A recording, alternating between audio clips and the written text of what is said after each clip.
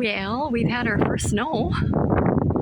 We did have a few flakes about a week ago or something, but it didn't even cover the ground, and it melted right away. But nothing is melting here till April, so it's going to be a long wait. Anyhow, a lot of stuff didn't get done the way it was supposed to before fall, the end of harvest. Compost didn't get cleaned and put away. Well, one did. Got cleaned. I don't know, just lots of things. I know that Ray cleaned the swather. He was the last one to use it, so I told him it's getting late, so you may as well clean it and then it's done for later. Otherwise, it's just an ugly mess in the spring. And yeah, we had quite a snowfall.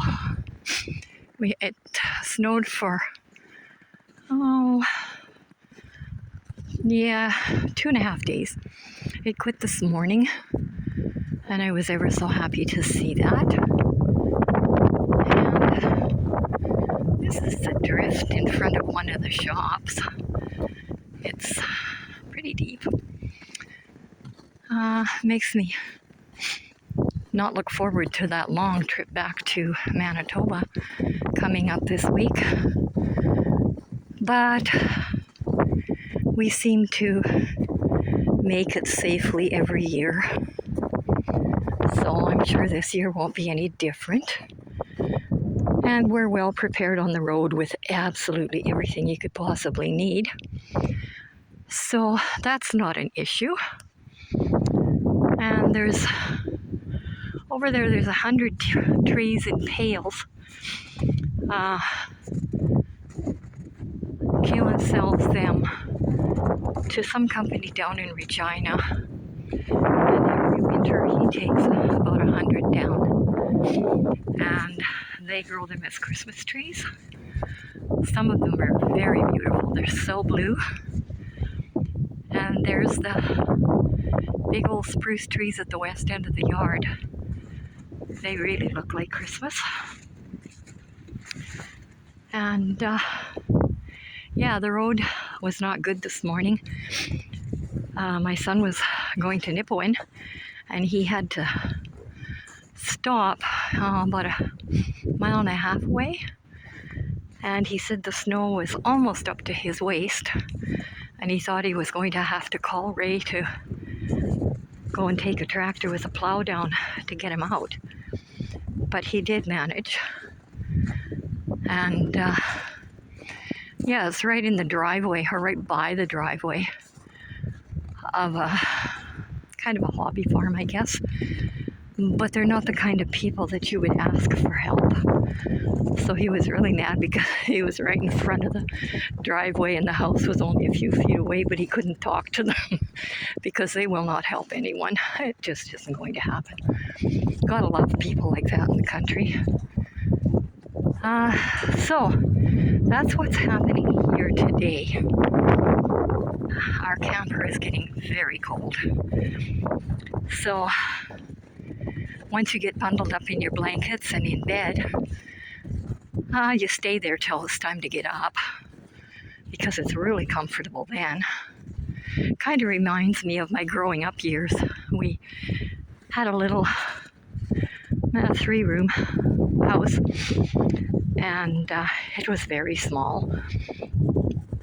And every morning, my blankets would be frozen to the wall, the north wall. Mom would stay up all night knitting and crocheting and keeping the fire going. And then I'd be up around 6:30 because I had to leave the house about 7:45 or so. And I'd walk down 1/2 mile to the neighbors, and I'd walk to school with their son, who is the same age as I am. And I'd have my second breakfast at their house. And yeah, we had quite a little hike. For me, including the length of our long driveway, it was 3.5 miles each way. And Don was lucky, he had 3 miles. But yes, we did that for 7 years. And then our little country school was closed and we were bused to town, which was culture shock because we had grown up with no electricity, no plumbing, no this, no that. And when I'd get home, Mom would have supper waiting or a hot meal. It was usually stew made from either pork or moose meat or something. And I'd eat, and then I had to go out and split wood and fill the wood box in the house for the night.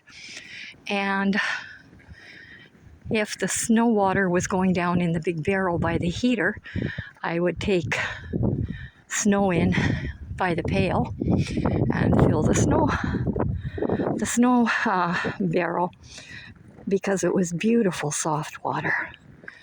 Anyhow, I'm going to go inside. My ears are getting numb. So that's what's happening here today. I'm sure it's going to get more interesting as time goes on. Bye for now.